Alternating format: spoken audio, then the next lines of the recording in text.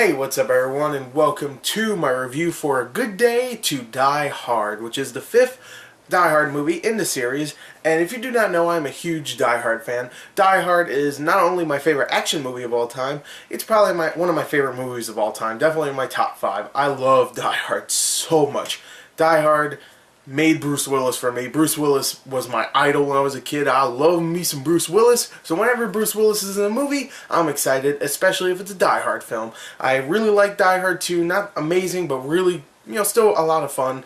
Die Hard 3, Die Hard with a Vengeance, with Samuel L. Jackson as, the partner, was great. I love that movie. And even Live Free or Die Hard, I really enjoyed. I thought that was a very fun movie. Sure, it didn't really feel like a Die Hard film, but it was still extremely fun, and Bruce Willis was still John McClane.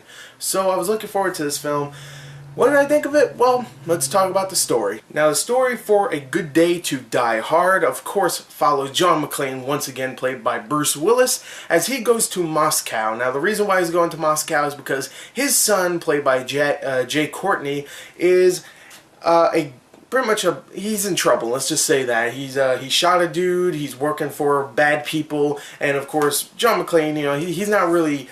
He's not a family man, but, it's still his son, so he has to go and see what's going on. He goes there, and he sees his son getting escorted to court, and then he's just waiting around. Maybe he will go and try to talk to him, and then boom, boom, boom, explosions everywhere. You find out that Jai Courtney's character is actually a CIA agent, not a henchman for a bad dude. And, of course, he meets up with his dad, John McClane, so it's him and Jack trying to escort this dude because this guy actually has a file that Jai Courtney's character wants. And the reason why this file is important because it has incriminating evidence against another guy, pretty much a big bad dude that has nukes and just explosives everywhere. It's just a terrorist. So he wants to get this file that has incriminating evidence, so they have to go and protect this other dude that knows where it is, and pretty much the story takes off from there. There's a couple of bad dudes trying to find him, a lot of explosions, helicopters blowing up, bullets, bang, bang, bang, glass, shattering every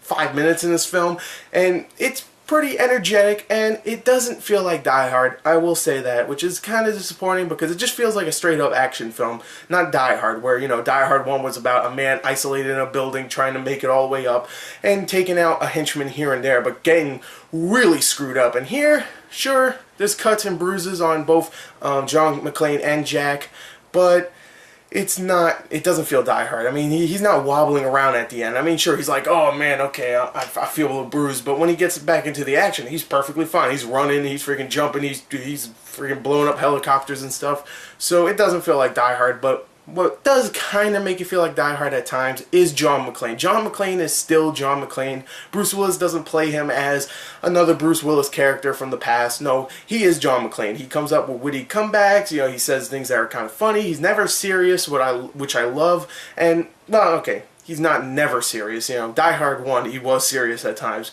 But when when he's just like screwing with the bad guy, he's not serious, and I really like that. And you know what? I actually kind of like Bruce Willis's chemistry with Jai Courtney's character. I actually kind of felt that in a way, even though it was kind of corny the way they presented it, where, of course, the son didn't like the dad because he was never around, and, that would work in a Disney film, kinda. It doesn't work in a Die Hard film, but at times I like the dialogue, I like some of the little quips they come up with. I kind of like that. I like the chemistry. So I like them too. I like them too in these movies. And I really like the supporting cast too. I think the supporting cast is filled with Russian actors. I can't remember all their names, but there's a couple of decent villains in here. One I really liked was the one that's pretty much advertised in the trailer as being the main villain. The one that's like, what I hate about Americans? Everything. Especially cowboys. That guy, he's not even the main villain, but I really liked him in this. He actually was trying to be charismatic, he's laughing, he's like, that shit exploded, boom, boom, boom, oh, that's awesome. And I kind of liked that villain. Sadly, he wasn't the main villain, though, which kind of sucked. But, the rest of the supporting cast did a good job.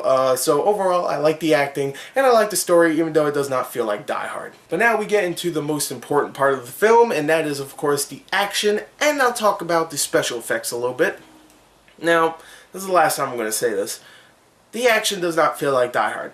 It does not.